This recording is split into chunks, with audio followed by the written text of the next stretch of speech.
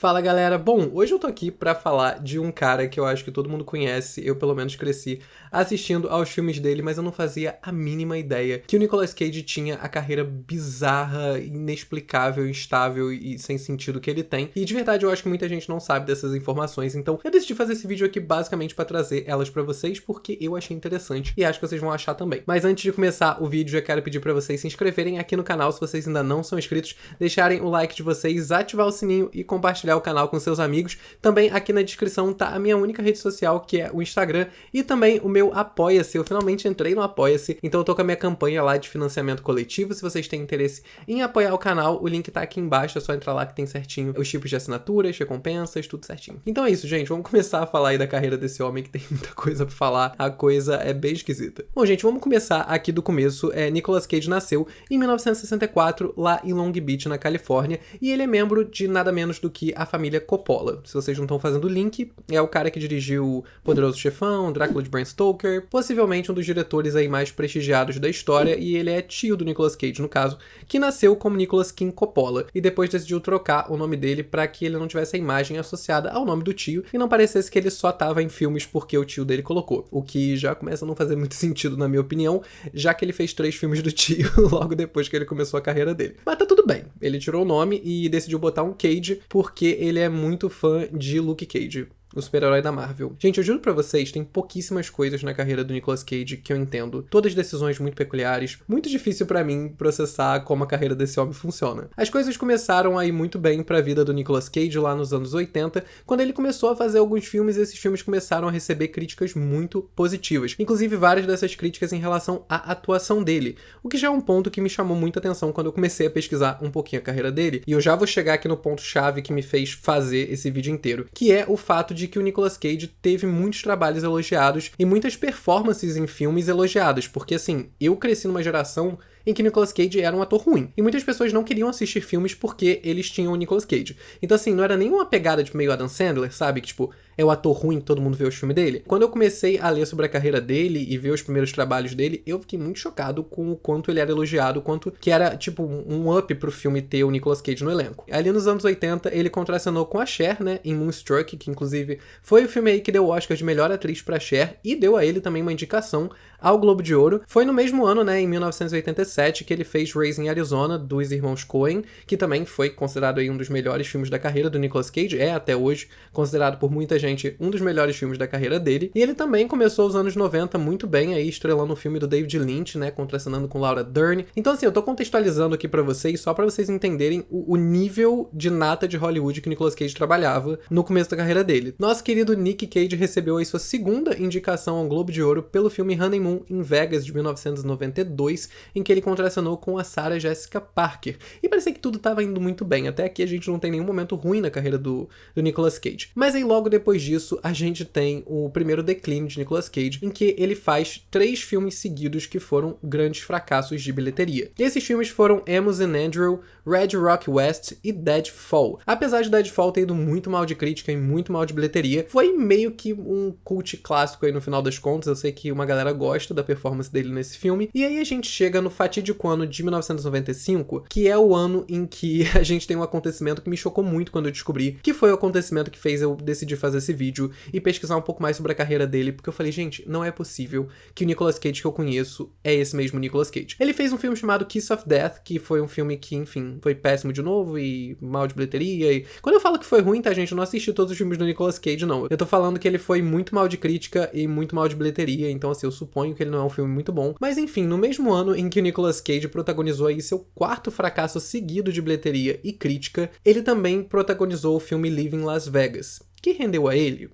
o Oscar de melhor ator, principal mesmo. Quando eu vi as fotos do Nicolas Cage segurando um Oscar, eu não entendi absolutamente nada. Primeiro porque eu nunca tinha ouvido falar que o Nicolas Cage tinha um Oscar, tá? Vamos começar por aí. E segundo, porque só reforçando aqui que eu cresci sempre ouvindo que o Nicolas Cage era um ator muito ruim. E tipo assim, unanimemente ruim. Ninguém gostava do Nicolas Cage. E aí saber que esse mesmo cara tinha um Oscar me deixou muito curioso. E aí, pesquisando sobre a carreira dele, eu comecei a perceber que a carreira dele era provavelmente uma das coisas mais instáveis que eu já tinha visto em Hollywood na minha vida inteira. Eu nunca vi um ator que teve tanto prestígio e tão pouco prestígio na mesma carreira e que ainda mantém a sua carreira. Porque tem muita gente que dá uns flopzão aí muito grande, vira tipo um ator que ninguém gosta, e o cara simplesmente some. Mas o Nicolas Cage não sumiu, ele faz filme até hoje. Então assim, é muito curioso o fato dele ter tido altos tão altos, tipo a porra do Oscar, não tem como ficar mais alto do que isso, e ao mesmo tempo ele ter tido tipo Motoqueiro Fantasma. Sabe, vocês estão entendendo? Mas enfim, vamos continuar aqui. Esse Oscar ele acabou sendo um ponto de virada muito grande na carreira do Nicolas Cage, e basicamente depois desse momento ele começou a fazer seus primeiros grandes hits de bilheteria. Ele protagonizou o filme The Rock, do Michael Bay, que foi um puta sucesso de bilheteria, e foi a primeira vez que o Nicolas Cage fez um filme de ação, e depois desse filme do Michael Bay, aparentemente Hollywood começou a interpretar o Nicolas Cage como um ótimo ator para filmes de ação. E na sequência, depois de The Rock, ele protagonizou os filmes Con Air e Face Off, que são também grandes sucessos de bilheteria, e inclusive Face Off é considerado pelo próprio Nicolas Cage o melhor filme que ele já fez. Então assim, foi um momento muito bom para a carreira do Nicolas Cage. Pós-Oscar, ele aparentemente conseguiu se salvar aí desses fracassos de bilheteria que ele estava fazendo, mas enfim, as coisas desandam depois, porque é a carreira do Nicolas Cage, né? Não vai ficar estável muito tempo. Inclusive, um fun fact muito bom é que o Nicolas Cage quase interpretou o Super-Homem no cinema. E assim, eu vou colocar umas imagens aqui, porque o quanto que eu fico feliz que esse filme nunca aconteceu. Ia ser um filme chamado Superman Lives, que ia ser dirigido pelo Tim Burton. Ai, desculpa aí a todo mundo envolvido no projeto, mas eu fico muito feliz que a gente não viveu esse momento. Inclusive, outro fun fact é que o Nicolas Cage é muito recordista em quase fazer coisas. Ele quase foi o Constantine, ele quase fez o Duende Verde do Homem-Aranha, ele quase fez Senhor dos Anéis, ele quase foi o Neo do Matrix. Então assim, Nicolas Cage ele quase entra em muitos projetos. É um outro ponto muito peculiar da carreira de Nicolas Cage, é que ele tem um grande currículo de coisas que ele quase fez. Ele inclusive, em 2002, decidiu que ele ia dirigir um filme, e ele dirigiu o filme Sunny, que foi protagonizado pelo James Franco, que foi um fracasso também de bilheteria e crítica, enfim. Mas dessa vez as críticas foram todas em cima da direção do filme mesmo, então... E acabou sendo aí o único filme que o Nicolas Cage dirigiu na vida dele. Fiquei com um pouquinho de pena quando eu li isso. A gente começa a entrar agora mais no terreno que eu conheci e eu cresci assistindo do Nicolas Cage, que foi A Lenda do Tesouro Perdido, né? Foi um puta hit aí da Disney, arrecadou mais de 350 milhões de dólares de bilheteria. Foi até esse momento o maior sucesso de bilheteria da carreira do Nicolas Cage. Então assim, apesar do filme não ter ido muito bem de crítica, o público adorou e teve uma bilheteria muito alta, inclusive teve até uma continuação. E essa o público já não adorou. E esse momento da Lenda do Tesouro Perdido, apesar do próprio Lenda do Tesouro Perdido não ter ido muito bem de crítica, logo depois ele fez ali Senhor das Armas, Torres Gêmeas, então foram assim, momentos ali bons que ele fez filmes que a crítica gostou dele de novo. Então o Nicolas Cage, que tava apagado aí já tinha um tempinho, né, ele conseguiu se reerguer um pouquinho. E aí a gente chega em mais um fatídico ano da carreira do Nicolas Cage, que foi o ano de 2006, em que ele protagonizou O Sacrifício, que foi um remake, né, do Homem de Palha dos anos 70, só que diferente do Homem de Palha dos anos 70, esse filme a galera não curtiu tanto assim. Ele é considerado um dos filmes mais engraçados sem ter a intenção de ser engraçado que já foram feitos. Eu acho que isso não é uma crítica muito boa. Em 2007 a gente teve aí talvez o filme mais conhecido do Nicolas Cage pela nossa geração, que foi O Motoqueiro Fantasma, né? Uma adaptação aí dos quadrinhos da Marvel, como vocês devem ter percebido, né, que o cara escolheu o nome dele por conta do Luke Cage. O Nicolas Cage, ele é uma das pessoas, um dos atores mais abertamente fãs de quadrinhos e mundo nerd que existe. Mas assim, a Marvel não era o que ela é hoje em dia naquela época, então assim, fazer um filme da Marvel não era uma garantia de ter uma carreira estável pro resto da sua vida. E no caso, Motoqueiro Fantasma, né, não cumpriu nem de longe esse papel. Gente, inclusive, queria fazer um PS aqui de que o Nicolas Cage nessa época, ele tava assustadoramente parecido com o Marilyn Manson. Eu vou colocar umas imagens aqui. Sério, é bizarro. Depois do Motoqueiro Fantasma, o nosso querido Nick Cage entrou em mais uma onda aí de filmes bem ruins. Ele protagonizou o filme Next, que foi muito mal de crítica e bilheteria também. Fez a continuação lá do Lenda do Tesouro Perdido, que a galera não gostou também. E ele teve mais uma sequência de 5 filmes que foram muito mal de crítica e muito mal de bilheteria. Com exceção de Força G, que foi bem de bilheteria, mas é um filme com porquinhos da Índia que falam. Não é uma coisa que agrega tanto na carreira de um cara que já ganhou o Oscar. E esse foi um momento muito de virada na carreira do Nicolas Cage, porque logo nesse período ali do finalzinho dos anos 2000, que os problemas dele em relação a ser um consumidor compulsivo começaram a vir a público. E isso veio principalmente porque meio que descobriram que ele não pagava os impostos dele como ele deveria, e a Receita Federal meio que começou a apreender os bens dele, então os bens dele vieram a público. E assim, gente, eu não tô brincando, dá uma pesquisada depois no que esse cara comprou, porque é assustador. Não é tipo assim, ele tinha 30 carros. Não, ele tinha tipo 30 casas. Ele tinha tipo, sei lá, 4 castelos. Ele tinha uma ilha.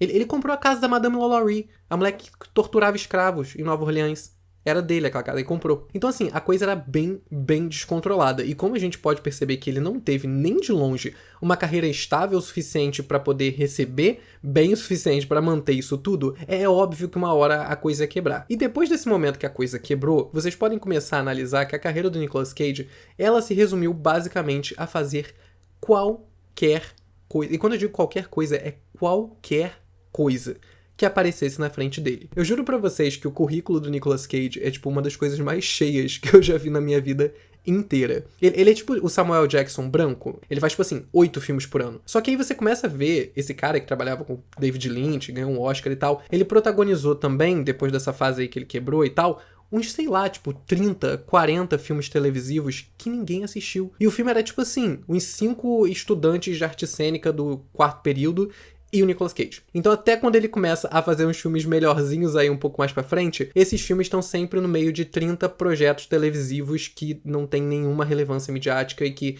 ninguém assistiu. Então você tem, depois dessa fase, até os filmes que tiveram uma relevância assim ok, tipo Kick-Ass foi um filme que foi muito bem avaliado, mas aí também tem Caça às Bruxas, que não foi muito bem avaliado. Tem Drive Angry, que foi muito mal avaliado. Aí tem a sequência do Motoqueiro Fantasma, que por ninguém pediu pra acontecer. Então assim, depois dessa fase aí da falência dele, a carreira dele é simplesmente uma bagunça, mas tipo assim, uma bagunça completa. Recentemente, o Nicolas Cage teve alguns trabalhos que foram muito bons e eu considero muito um momento de redenção do Nicolas Cage, assim. Inclusive, ele passou por um grande período em que ninguém queria contratar ele pra fazer filme nenhum, né, depois de tantos fracassos que ele teve. Então, hoje em dia, eu sinto que o Nicolas Cage tá conseguindo entrar em projetos que estão limpando um pouco aí essa imagem que, né, durante tantos e tantos anos acabou ficando suja por esses trabalhos muito ruins. Então, a gente teve, por exemplo, em 2018, Mandy, que foi um filme que foi muito bem de crítica, eu adoro esse filme, achei ele incrível. Ele recentemente também fez Color Out of Space, que foi inspirado no conto do Lovecraft, que foi um filme que eu também achei incrível, extremamente perturbador, muito bem feito. Filmes em que eu achei, de fato, a atuação do Nicolas Cage muito boa, acho que ele foi um ponto alto do filme. Recentemente ele fez Pig também, que foi muito bem de crítica, a galera gostou muito da atuação dele.